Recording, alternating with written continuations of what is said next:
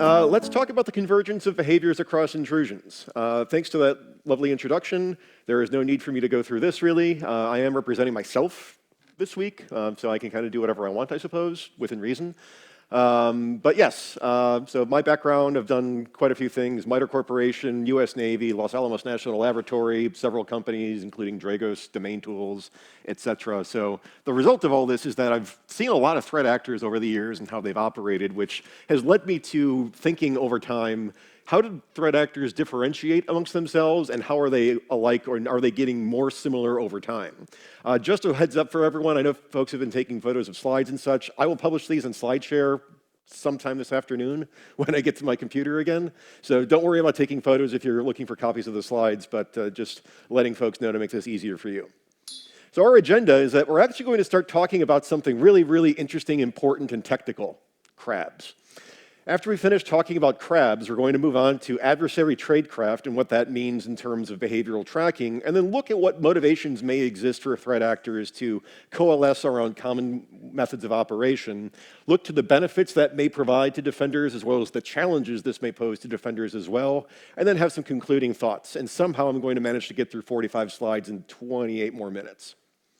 So first, our background: crabs. Why are we talking about crabs? Well, we're talking about crabs because there's a lot of them, but also for those who are not familiar with things like convergent evolution and such, the physical form of the crab has evolved multiple times over the history of life on planet Earth. Because there is a general force, natural selection, however you want to phrase it or whatever, but tendency towards coalescing around this same form to solve similar problems that crab-like forms can resolve. And the thing is that evolutionary pressures will force change and development.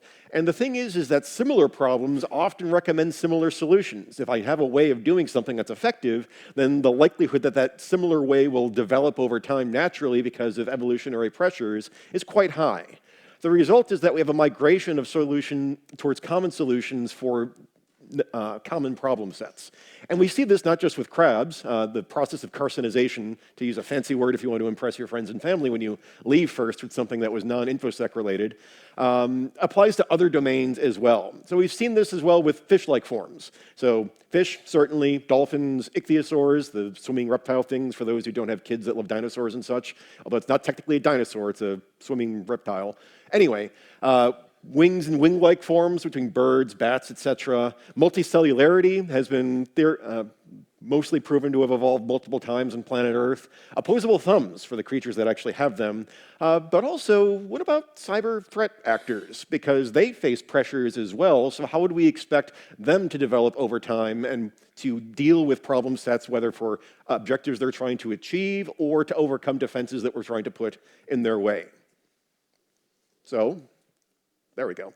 Adversary evolution. Adversaries are not stagnant. We could see this quite easily by looking at threat reporting over the last 15, 20 years, that adversaries develop over time, new tradecraft emerges, the same threat actors do different things as time moves on. Looking at what ATT&CK or Sandworm was doing in 2015 differs substantially from what these same threat actors or entities in the world are doing in 2025. So cyber operations also force evolutionary pressures that we need to take into consideration. Adversary development is going to face pressure from defense and other items. So achieving their objectives, changes in technology, such as the adoption of the cloud, the spread of multi-factor authentication, the hardening of operating systems. Breaking into a Windows host is a lot harder today. It might not seem that way, but it is a lot harder today than it was 15, 20 years ago, because the landscape has changed largely to the detriment of threats, but certainly they've found ways and developed methodologies to overcome these items. So we should anticipate threat actors to develop, but also because these are common problem sets, we can also postulate that threat actors will likely adopt similar ways of meeting these challenges. Now, they could do different things by choice, but if we adopt a form or a assumption of a degree of efficiency to threat actor operations, that I'm only going to work as hard as I have to, then it is reasonable to assume that threat actors would converge upon those ways that are most effective and efficient in achieving certain objectives.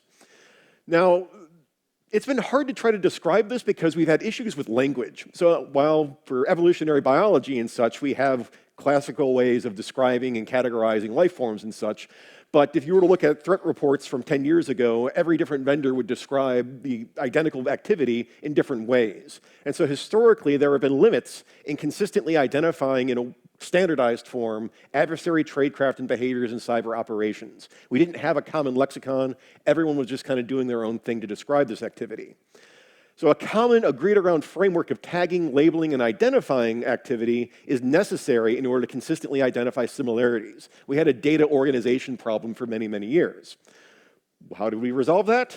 We resolved that with a matrix, the MITRE attack framework, where I used to work, including running parts of this for a period of time. Anyway, the main point being is, and I like to emphasize this when talking about attack, is that attack's biggest impact on the world of cyber and the world of threat intelligence is providing a standardized way of referring to adversary operations so that I can have a apples to apples or like to like comparison between reporting, analysis of adversary operations, and I can start tagging and labeling threat actors, malware families, etc., in a common and standardized way so I can do cross comparisons, allowing me to unlock the ability to see how have these items changed over time and how do they look among different threat actors at the same time.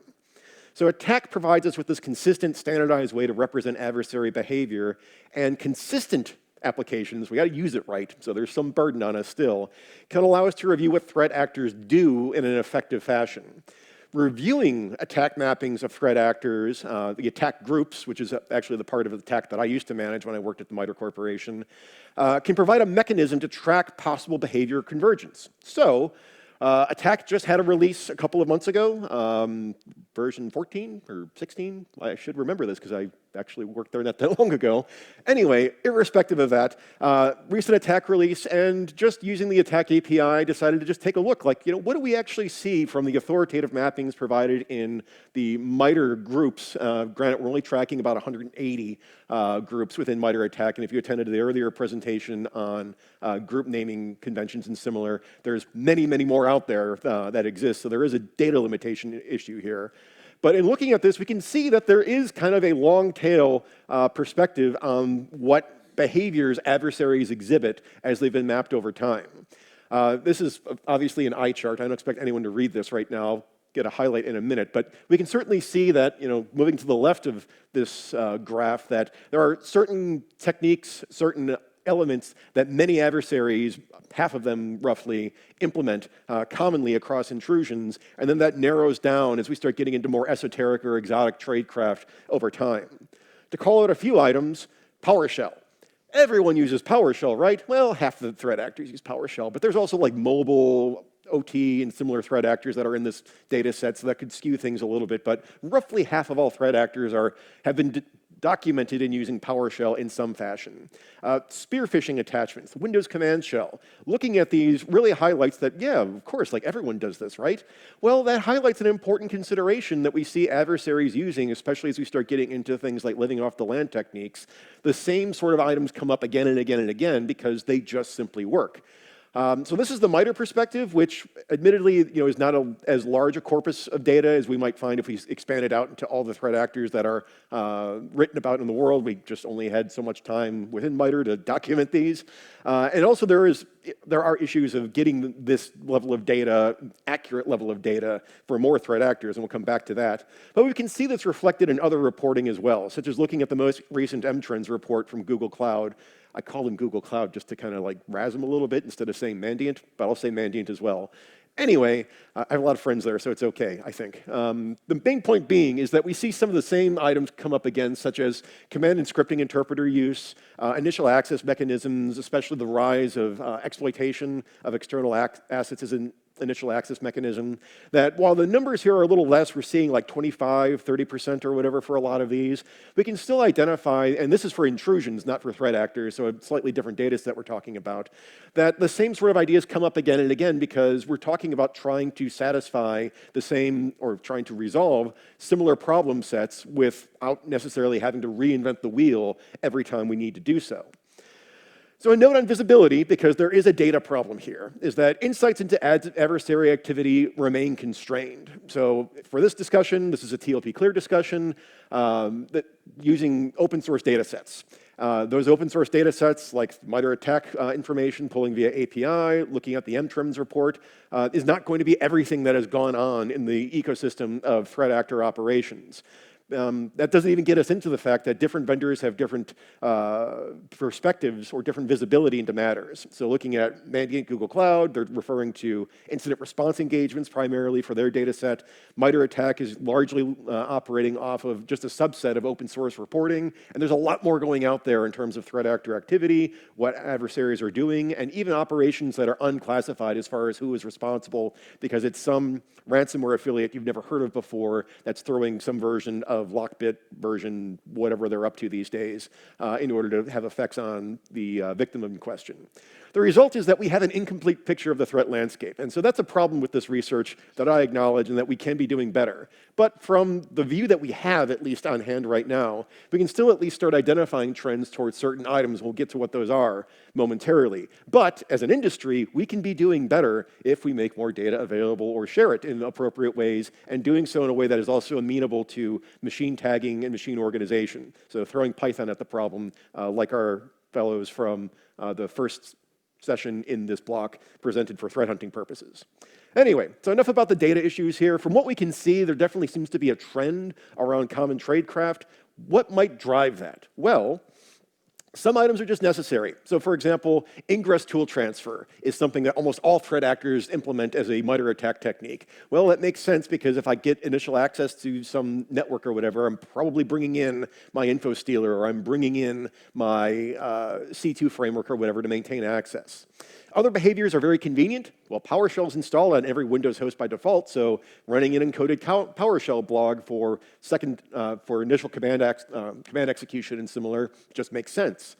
And still others can tie into general weaknesses in defense and monitoring. So I talked about PowerShell. Yeah, everyone's monitoring PowerShell these days to some extent, but adversaries are still using it successfully because of the ability to blend in with administrator activity and other noise that happens within the network, something we'll come back to momentarily. So current detection and identification methodologies have significant difficulty with things like RMM tools, remote maintenance and monitoring tools, your AnyConnects, Screen Connects, or AnyDesks, or Screen Connects, et cetera. Very popular among adversaries. And I remember when I worked at Huntress, the hypothesis is that, well, the installation of more than one RMM tool, type of RMM tool in an environment, should flag as being suspicious. You would be surprised. I have seen managed service providers where individual engineers would deploy their own preferred favorite RMM tool or whatever, so you'd have 7 or 8 running in the same network. So trying to differentiate between malicious and benign in these environments can be very difficult. Lull-bin activity is a big one, whether we're talking about peak threat actors like your Volt Typhoons and Sandworms, all the way down to your e-crime actors or whatever who are deploying ransomware. Weaponizing built-in Windows and Linux and Mac OS system tools for malicious purposes, again, runs into the same problem of how do we begin differentiating between malicious and benign use, and similar activities. So defenders often struggle between differentiating the benign true positive. So I can deploy detection logic that identifies the use of ps-exec, for example, but being able to then add the additional context that identifies malicious uses of ps-exec from legitimate uses of ps-exec by system administrators, that's significantly more difficult, making our ability to differentiate between benign and malicious use difficult, or problematic at the very least. And adversaries have kind of caught on to this, which is why we see a lot of this with RMM tools again popping up, administration tools like your ps-execs, take your pick for any number of other lull-bin items out there, but also getting into things like network infrastructure and similar. So things like weaponizing cloud service providers, leveraging Cloudflare or similar in order to mask infrastructure and blend in with the entities that are similarly using these services to host legitimate services, as well as things like CDNs and so forth.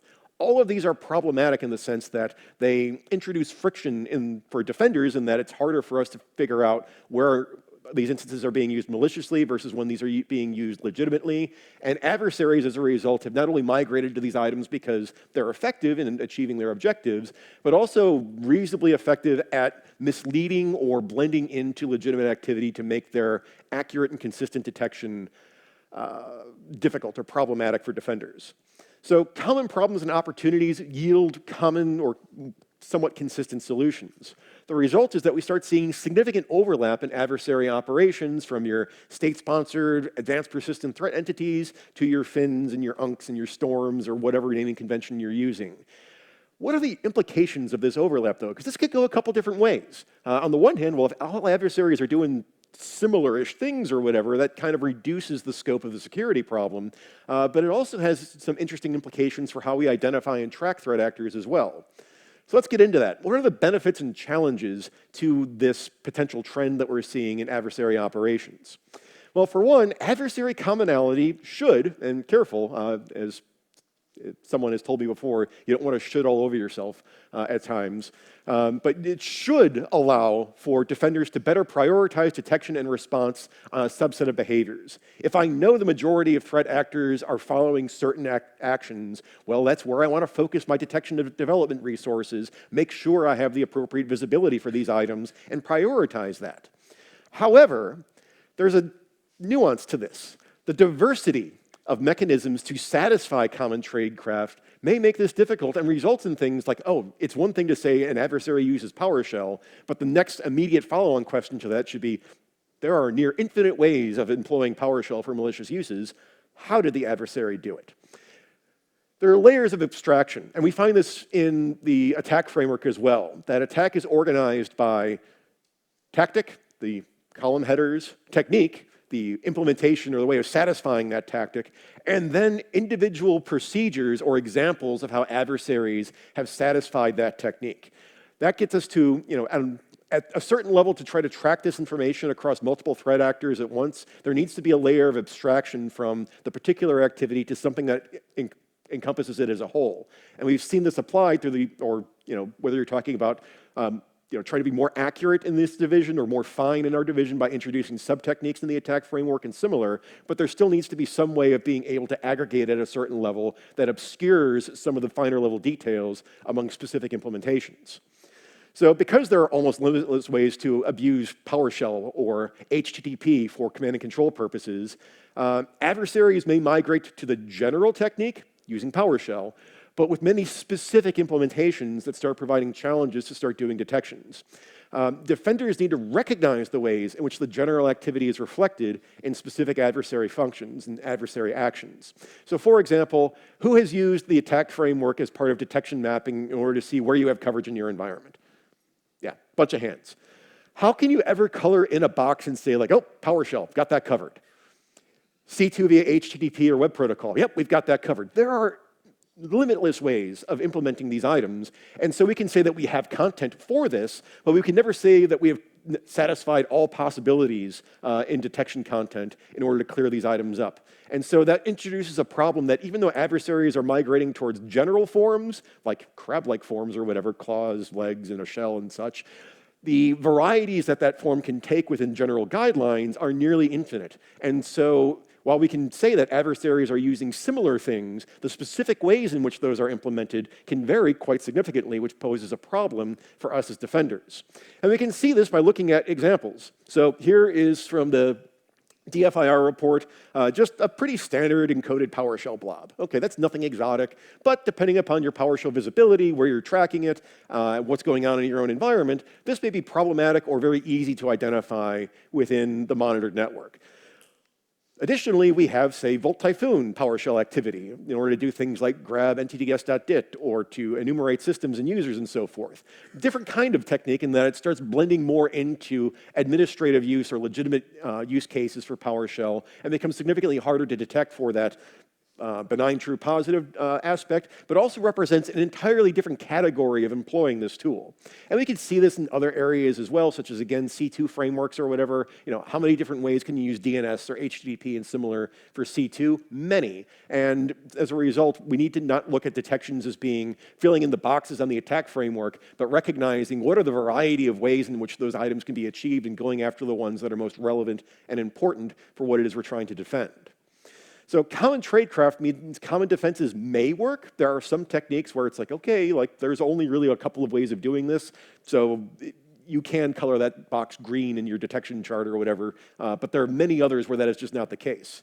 So we need to verify telemetry and detection logic across specific implementations of higher level behaviors to make sure that we actually have the coverage where we need it or where we think we need it based upon our understanding of what threat actors are targeting us and how those entities operate. So this presents us with the need for persistent identification and understanding of the procedures that are being used by adversaries, and then validating our detection content against not just some high-level examples of how a technique may be implemented, but looking at various permutations of how techniques can be applied by adversaries during intrusions.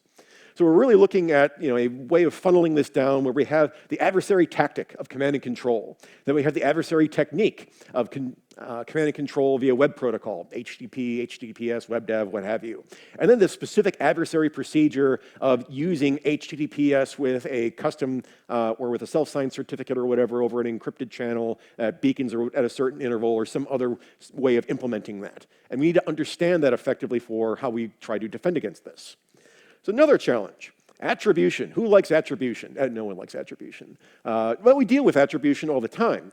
How do we do attribution? Well, typically we do attribution, or at least accurate attribution, by tracking adversary behaviors. Unless you're in law enforcement or an intelligence agency, largely we're clustering entities together based upon how they behave, leading us to frameworks like the Diamond model of intrusion analysis. We look at how adversaries are implementing or what capabilities they have, what ways in which those capabilities are delivered, as well as things like what the adversary is and what victims they are targeting. But a lot of the emphasis is really on these capabilities and infrastructure items that map into technical behaviors that we typically have access to as defenders. Well, the typical view that we have of adversaries is behavior-based, with clustering focused on observed actions and artifacts. But if those artifacts start looking very similar, or we're tracking them at a level of abstraction where it becomes impossible to differentiate effectively among threat actors, then individual clustering becomes difficult and confusing. So threat attribution becomes very challenging and more limited without primary source information, being able to arrest someone and kick down their door or something, or greater behavioral specificity, getting us back into that procedure level tracking so that it's not just like lots of crabs, but rather this crab is red, this one is blue, this one has external little feelers or whatever for sucking up food and whatnot or whatever, but getting into those details beyond the general level characteristics that define the threat actor. Migrating down from just this threat actor implements this attack ID to how does that threat actor implement this attack ID? So we're looking at this for adversary operations. They can encompass a number of things, but we're seeing lots of overlap in higher level behaviors, which are presenting us with a challenge. We have two options in order to try to attribute threat actors that we could hopefully blend together in who-specific information, where you can get access to that. Again, if you're a law enforcement, intelligence agency, and maybe a couple of private organizations, you're doing forum monitoring or something along those lines. But primarily, we need to refine our how information and get more specific as far as what it is that adversaries are doing in order to implement certain techniques. From that, we can then start getting a unique threat cluster. So instead of saying that threat actor FozzyBear implements MITRE T codes X, Y, and Z, we need to go one level deeper and start describing this in a way that allows us to capture, well, how are those techniques specifically implemented so I can differentiate how FozzyBear implements PowerShell from how, I don't know, let's pick something goofy or whatever, Daiquiri Tempest or something, to pick on Microsoft for a second, how they implement PowerShell in their operations. So in looking at this, behavioral clustering must be more than just a list of attack IDs to ensure specificity of behavioral identification and to clear up the issue of threat actor attribution when we're doing this sort of clustering. So where does that take us?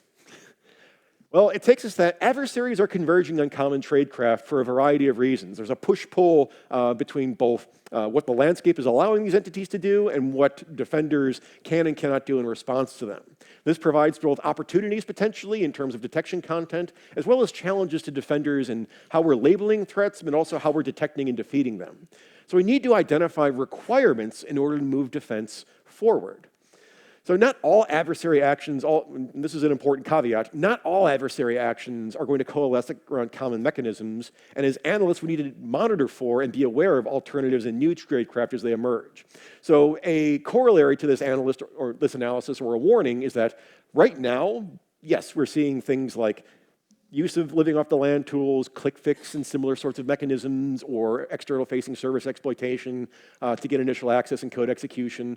That can change. Like, who remembers when macro documents or whatever were really prevalent 10 years ago? They went away for a little bit, then they came back for a while and were pretty nasty, and now they kind of went away again because Microsoft finally locked down and disabled them by default. Well, we see these changes come over time, and when changes in the landscape happen, adversaries have to change their method of operations and figure out new things. You can almost look at this like an extinction level event if we go back to the evolutionary biology example. If a huge volcano erupts or a meteor hits the planet, it throws everything into chaos and people have to start over again. And so for a time, you'll see experimentation in forms for what was ever left by the catastrophic event, or completely eliminating a class of threat actor activity. And then only over time when we see threat actors then migrate towards like, well, actually this works out pretty well. I'm just going to start exploiting, pick your firewall vendor of choice because they all seem to have problems these days, or using a technique like click fix or whatever to migrate around the fact that I can't send my phishing documents in the same way that I was able to do reliably 2-3 years ago, et cetera. So looking at this, we need to all things in balance. All generalizations are stupid, as the previous slide title would say, or as Obi-Wan Kenobi would say, only a Sith deals in absolutes. We're all InfoSec people here, so there has to be someone that got that joke. Anyway, we need to seek out and defend against commonalities and adversary activity. Understand what this means for our ability as defenders and what the implications of that are for the threat landscape. And then also adapt and understand particular implementations to ensure proper defense. It's not enough saying that, well, adversaries love using standard protocols, HTTPS or SSL/TLS or whatever, instead of using custom encryption, mostly for C2, and they leverage command shell, PowerShell, et cetera, or whatever for command execution, code execution on host. That's great, but we need to dive a level deeper into figuring out just how specifically are these things implemented to start coming up with the detection and identification mechanisms to identify and defeat these adversaries. Ultimately, and this is an argument for continuous refinement and ingest of CTI, we need to ensure awareness of variation and uniqueness of threats of concern as well. So it may be the case that whether I'm talking Volt Typhoon, Sandworm, periwinkle sundust or whatever, or make up a ridiculous name that you would like, that yes, they may adapt or adopt certain items that are in common with other groups, but how do they differentiate themselves? Do they have specific technologies or specific capabilities that target unique assets like IoT or OT devices? Or are they leveraging, like on top of using something simple like PowerShell or VBScript or similar? What is the follow-on payload to that? How does that work? Or what other items can we identify that set these threats off from the rest of the landscape, especially for those entities that we are most particularly interested in? So again, I said that I would make these slides available on SlideShare. If you want, this is what I talked about in the presentation, including crabs. So if you want to read about crabs, you can read about crabs. Certainly check some of these items out. This is ongoing work. I'm hoping to try to do this continually and write it down instead of just a presentation. But again, it's really hinging on the availability of data because either the data is not there or it's present in ways like in the Verizon data breach report or M-Trends that aren't really easy to just scrape out and start throwing statistics at them and whatnot. Unless you work for one of those organizations and want to give me access to your source data, which is not going to happen. So that's all I've got. Right on time. Well, actually a little early even. Yeah, so I am the last session until the networking time or whatever, so we do have a little bit of time, but yeah, thank you.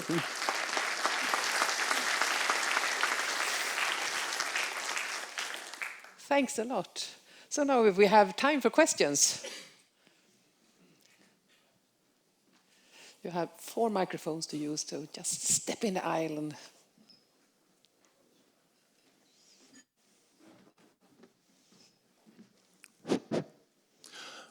Hi, Joe. Thanks for the great presentation, great talk. And as you mentioned, RMM tools are getting abused. And there's a great project out there, LOL RMM. So shout out to these guys. You get an inventory of all the executable names, of all the domain names, and you can just monitor all the downloads, all the executions, and make sure those are legitimate executions. So I think that's a good way to monitor or alert on the RMM tools. Yep, agreed. Project. Yeah, it's a great project. And there's an interesting caveat to that item is that depending on your perspective as a defender, like if I'm an individual organization defender, RMM abuse and even lull-bin defense becomes significantly easier because I hopefully have some understanding of my own environment that I operate within and can talk to the sysadmins and similar, versus a third-party entity that is doing managed detection and response for an organization that has to cover multiple entities simultaneously. So, and that's where things get a little hairy because this entity does one thing, this does another. How do I write one detector or whatever that covers all of them? Or do I have custom detection content for each customer? So, yeah. Hi, Joe. Thank you. Thank you for your talk. I've got a question that I'm not quite sure where you ended up finally. Are you thinking MITRE ATT&CK is not enough? Or let me finish the question too. Are you able to, we've been thinking about this attackers' capabilities, software engineering, pure software capabilities, like the traditional, it's very confusing when you read attack and other things, where you're talking about social behaviors and software behaviors and software exceptions, including either buffer overflow, vulnerability that is being accessed, or some other technique that's totally unrelated to software. No? So it's very difficult to distinguish any of this stuff. Is that what you're pursuing in your work? Because attack doesn't do that very well today. Right. So for the second part of that question, sort of, and because that's a really long answer. I don't want to take time from anyone else. We can discuss out in the hall if you'd like. But for the first part of the question, I think is most germane for the rest of the audience as far as attack itself. So George Box, a British statistician, has a really cool quote: "All models are wrong, but some are useful." You talk to Adam Pennington or Katie Nichols or whatever, who are attack rock stars or going to others or whatever involved in the original framework. They'll be the first to tell you it's not perfect. It's just the best that we have. And understanding the limitations of that model are critical. And so, like I tried to emphasize, attack gets us so far in just trying to come up with a reasonably specific way of describing adversary behaviors, but still a layer of abstraction from how those behaviors are actually implemented. And understanding that difference becomes key. So if we're going to aggregate our view across multiple threat actors, we have to pick some layer of abstraction, otherwise everything becomes unique. But in doing so, we have to understand what gets lost in the process and what the implications that has for things like threat attribution, detection engineering, et cetera. Two questions from my side. So first of all, very good talk. Thank you very much. Point one, have you tried visualizing this convergence somehow? So you can see how these clusters move around in a multidimensional space? I would love to do that. And so this comes up with another issue in terms of data issues, is that getting enough information or whatever to start doing this at a scale where that sort of visualization becomes, it's possible right now, but it's not very informative. I mean, I played around with a bunch of things in Pandas and Excel because I'm a CTI analyst at the end of the day. But yes, there are options for doing this. It really depends on having enough data to make it useful and for that data to be categorized appropriately so that there's enough level of detail to get that, make that happen, so to speak. So a long way of saying, like, yes, but, if that makes sense. Second point, this is very nice for describing what happened. Is there any way you could leverage this to predict where the threat trends are going?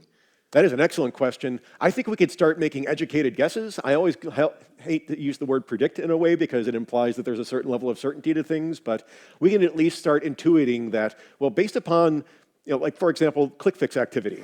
That's relatively new within the last, 6 months, year, give or take or whatever, and it's really taken off. So can we identify when a new sort of tradecraft emerges and see that it is successful, doesn't require special technical implementation or unique code base or whatever, and then forecast that, well, that means everyone can adopt this, and then identify the mushrooming that may take place. I think we can get there.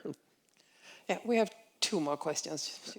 Yeah, sort of open-ended question. Do you have any recommendations on how to sort of map procedures so they're not so open as that they're going to match everything, but not so brittle and specific they only match the behavior of one single incident? Yeah, I mean, it's really hard. So having worked on the attack team for, about a year and a half, it was one thing that we struggled with in coming up with, our authoritative mappings for groups, software, et cetera, is and also for things like new technique development, is that we want techniques to be specific enough that they avoid becoming, so general that this covers lots of different things.